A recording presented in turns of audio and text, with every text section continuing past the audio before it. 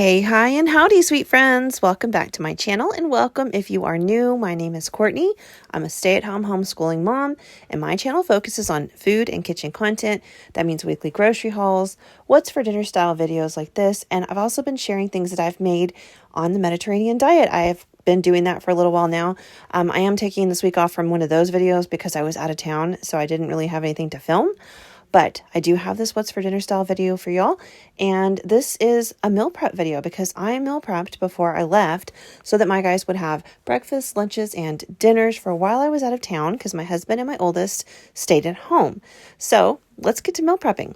We're going to start off with breakfast because they say it's the most important meal of the day. I love a good breakfast, but I usually eat mine more like at 11 o'clock in the morning. But I do love me some breakfast food. So we're going to make a breakfast casserole.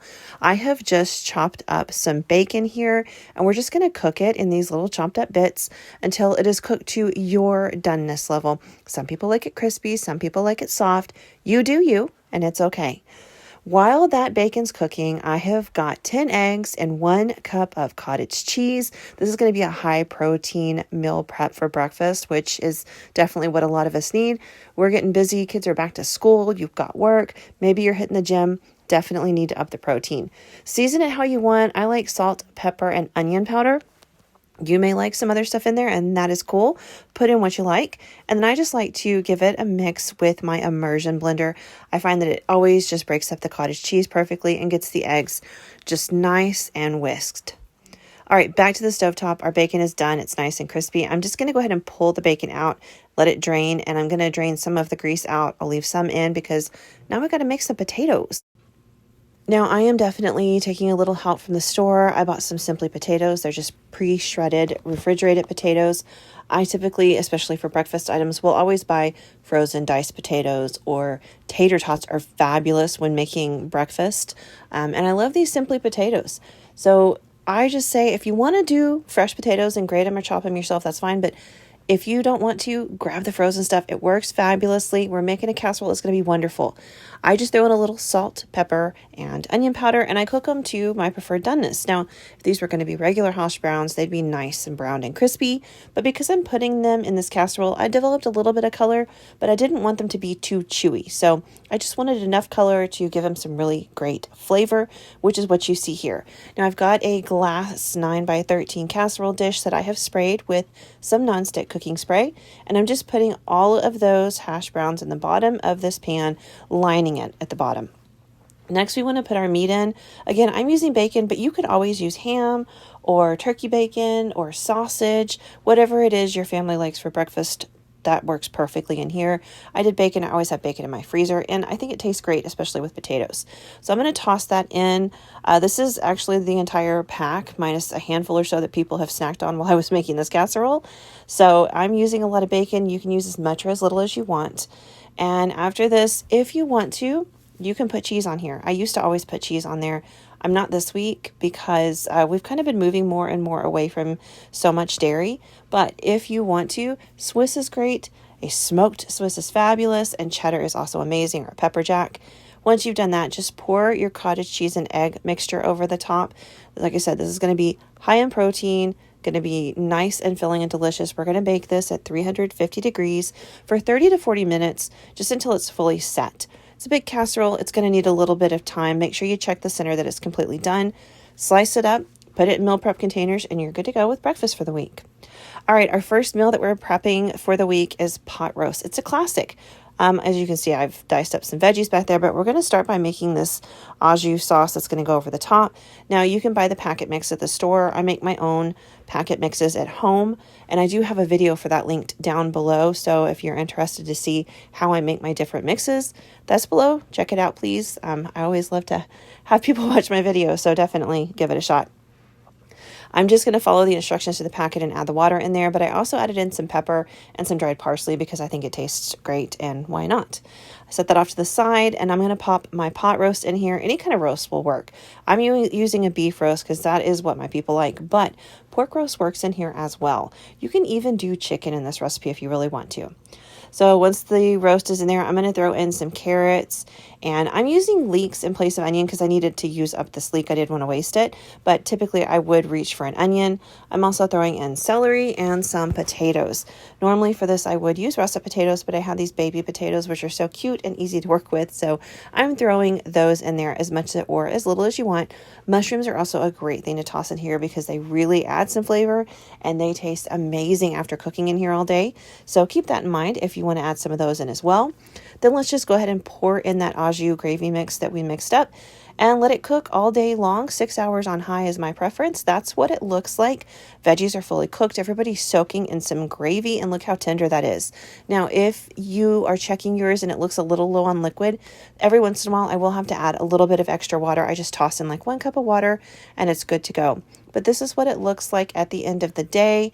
I just prepped them in these little meal prep containers and popped them in the fridge. I made sure everybody got veggies, meat, and gravy, and I'm going to just let everyone go through and eat them as they please. Okay, chicken and noodle casserole. This one is so easy to cook. Now, I'm cooking multiple meals at once, so I'm going to let this one just sear and saute in my Ninja Foodie. It is not a slow cooker meal. I will link the original recipe to this down below. I, as you'll see, have changed it a little bit. So I've diced up an onion and some celery, and I'm sauteing it in butter, and I'm just showing you this baby broccoli here. I wanted to add more veggies to this, so I'm just going to roast that in the oven and serve it as like a side with this chicken noodle casserole. Baby broccoli is not something I use all the time, but I'm trying to use it more. They sell it at my Sam's Club. It's a good deal, and it's just something a little different to kind of make things fun. I just put mine in a 400-degree oven for about 20 minutes with some avocado oil, salt, pepper, and garlic powder, and that's about it. Okay, once the celery and onions have sauteed and started to soften in that butter, I go ahead and toss in some garlic. Now, I use my confit garlic. If you're interested in that, that is also always linked down below in my description box. That is my favorite condiment. I love it. I love it. I love it. Not only do I get that fabulous roasted garlic that just has an amazing flavor that I can use anytime I want, but I also get garlic oil, which is another favorite of mine because, man, it has a different taste to it. It's a little bit sharper on the garlic, and it will flavor so many things beautifully. So while the garlic is starting to soften, I just kind of mash it because it's basically melted at this point. I want to season this. No salt because we're going to be adding in some bouillon in a minute, but I am going to do some pepper and some sage and some thyme and a little bit of dried parsley. Now, if you wanted to, you could skip all of those and just do poultry seasoning. Totally up to you, whatever you want to do. Some people even like to add rosemary. This is kind of what I'm changing up a little bit. Instead of it being plain chicken and noodles, mine's going to be almost a cross between chicken noodles and chicken pot pie. I didn't intend it to be that way, but once I was done, I realized that's what it was. So next you want to add in your cream of soup. I have a cream soup base that I'm using because, again, it's with my powdered pantry staples that I make. You'll find it in that video, but I have a dry mix that you add water to or milk. I'm choosing to do water, so I added that dry mix in and then added the water, but you could do a can of cream of mushroom, a can of cream of chicken, a can of cream of celery, whatever floats your boat. Any of those would be fantastic in here. So that's the equivalent of what I have just now done, is make that. You just mix the powder with the liquid, kind of whisk it up a bit, and as you can see, after a minute or two, it just starts to thicken really beautifully. And it's so much easier to have at home and so much more economical for me to just make it myself. Plus, I am controlling the ingredients, which means I'm skipping the dairy 100% with this because I just use the water. So once that is done, I'm going to let it simmer and I'm going to start adding in the rest of my ingredients. It does call for chicken bouillon or chicken broth, but for me, it's always chicken bouillon, which is why I skip the salt. Bouillon is super, super salty, but it does have a big burst of flavor, so it is a good trade-off. I added my bouillon and then I added my water in there. I find that if I just add the bouillon to the water, it never mixes in very well, so I just add it straight to the dish and then add the liquids in there. That always works out perfectly for me. Next, I go ahead and add in my pasta. I did measure this out. I would have to reference the recipe below. It's either 2 or 3 cups of pasta, but I did measure it out. Now, the original recipe calls for egg noodles, which I did not have, so I'm using corkscrew noodles, which means I'm probably going to have to add a little bit of extra liquid to this because they take more liquid to cook than egg noodles do. Now I'm adding in some dehydrated mushrooms because I used the cream soup base and I wanted it to be cream of mushroom and I forgot to add in my dehydrated mushrooms. So there they are. That is what I do. I dehydrate them and keep them in a jar just on hand. So whenever I need cream of mushroom soup, I use my soup base mix and then I throw in some dehydrated mushrooms and boom, you've got cream of mushroom soup. The recipe also calls for heavy cream, which I did not want to use, so I'm using half and half. That's my trade-off. It does make it creamy, it does make it delicious, but it's not quite as fattening and stuff. So I added some of that in, and I will add a little bit more in a minute as those noodles finish cooking, just because, like I said, I'm going to have to be accountable for the fact that they take more liquid to cook than an egg noodle does. So I'm just offsetting it with that half and half so it makes it super rich and creamy. Next, I'm using chicken, which I showed you earlier. This is my home canned chicken. Whenever it's buy one, get one free sales at Market Street or 99 cents a pound bone-in chicken breast at HEB, I stock up and I can it, and it tastes amazing. I have videos about it on my channel. I love it, so I'm adding that. I also added the juice that was in there in with the chicken broth and the water earlier, because it is just chicken broth. And then finally, I threw in a bag of mixed frozen vegetables. I chose a frozen pea and carrot mix because I always have it on hand and it just made sense to me. And as you can see, I did put that baby broccoli in there with it as a side.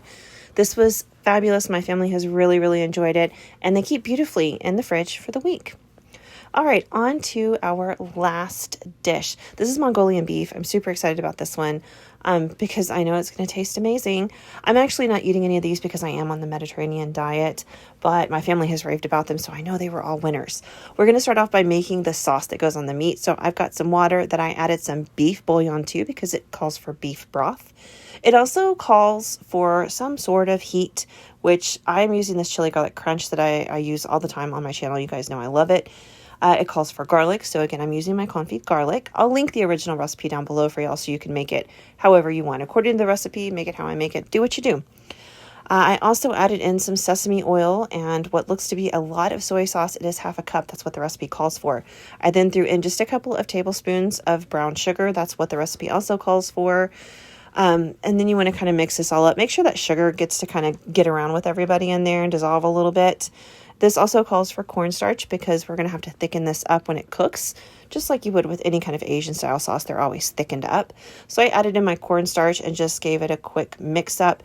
There it is right there. And then I just set this off to the side while we tended to the rest of the dish. So for this, it calls for a pound of ground beef. I've got just a little bit over a pound, and I'm going to add in a diced onion right there. And we're just going to kind of saute this till the onion starts to soften up a little bit. Now, this recipe doesn't call for any vegetables in it, but I'm going to be adding a mixed bag of frozen vegetables. I have them in my freezer. I almost always have them in my freezer because I think they're great to have on hand.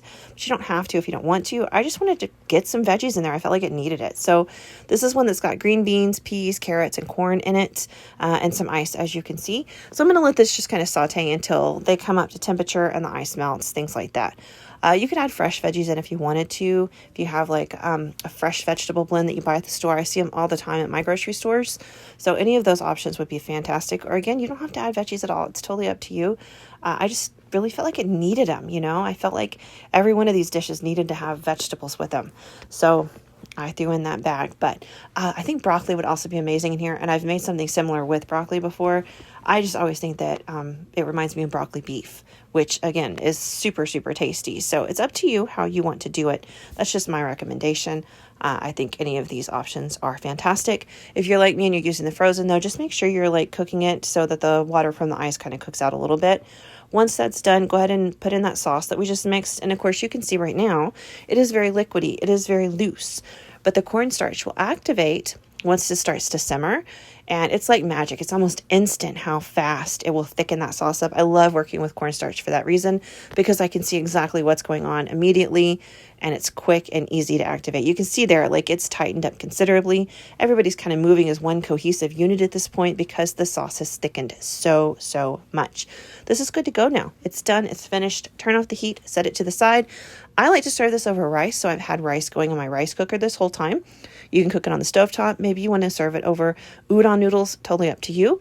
But this is what it looks like. And then I just, again, put a lid on it and toss it in the fridge. And my family's been loving it. It's so full of flavor and so easy to make and great for a make-ahead meal prep kind of week like this week was. I hope these meal ideas are inspiring you so you can get this back to school time off with a bang and make your cooking so much easier. Thanks for watching, guys. I'll see you soon.